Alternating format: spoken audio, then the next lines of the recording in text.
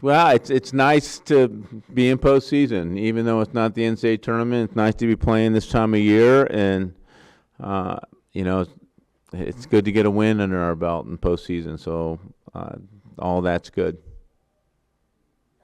The first set, it seemed you guys had a hard time getting started. What was going on? Yeah, I think we made a lot of unforced errors in that first set. Serving errors certainly, and a couple attacking errors.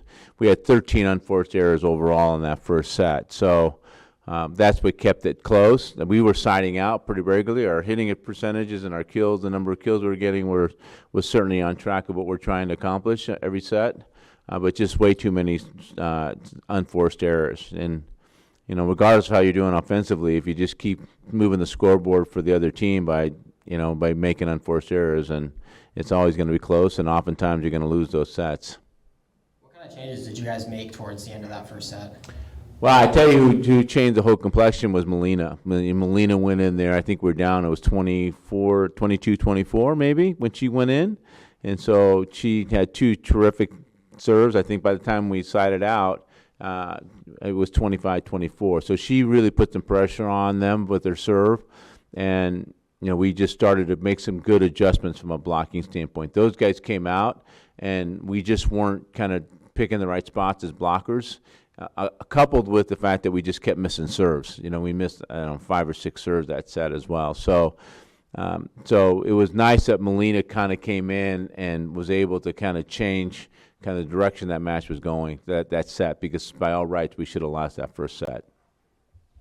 And AJ, she started. Is that going to be going forward? Merla I didn't see her down there. Yeah, Merla is unfortunately sick as a dog. I mean, she's really hurting, has been all week, and we thought maybe she'd be fine today, and she was going to give it a go in practice this morning, but just feeling poor, and Scott has the flu, and so we've been training all the middle. So AJ and Nicole, they get as much time, maybe even more time than Ziona and Merla, just in the event that something like this happens. And we're training them for next year, with Ziona and Merla leaving.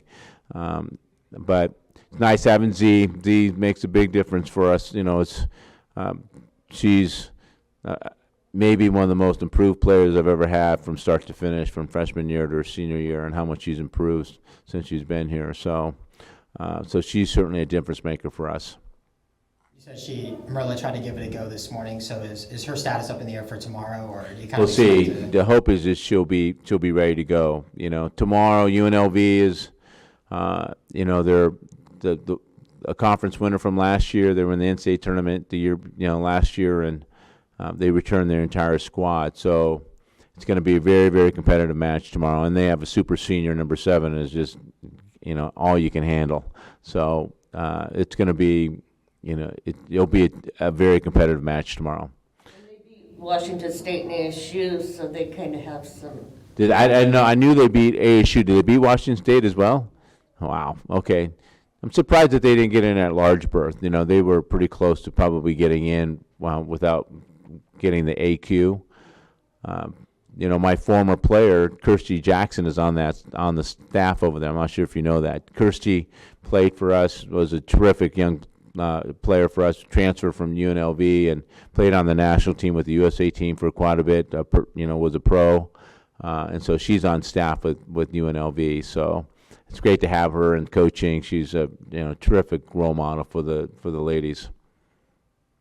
So what do you expect from them tomorrow, from UNLV? There's going to be, for us, they're way more offensive. They're going to be a lot steadier.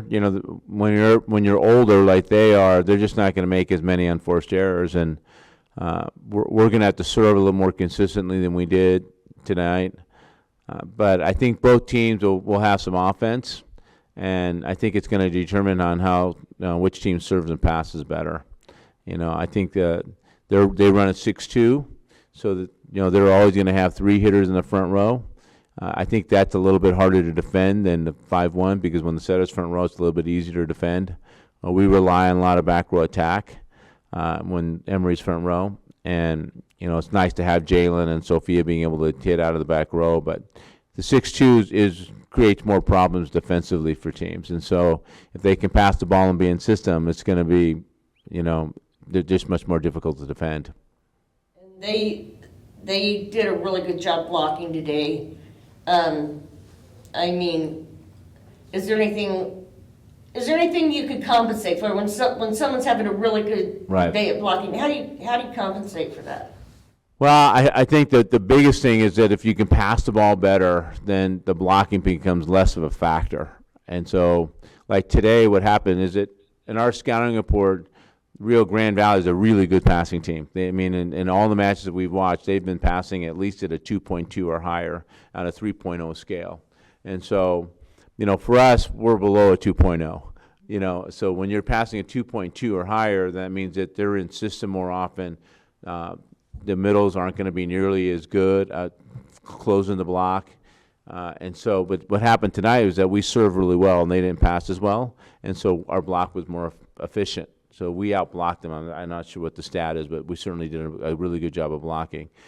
What happens if a team's blocking you well, this means you're not passing well.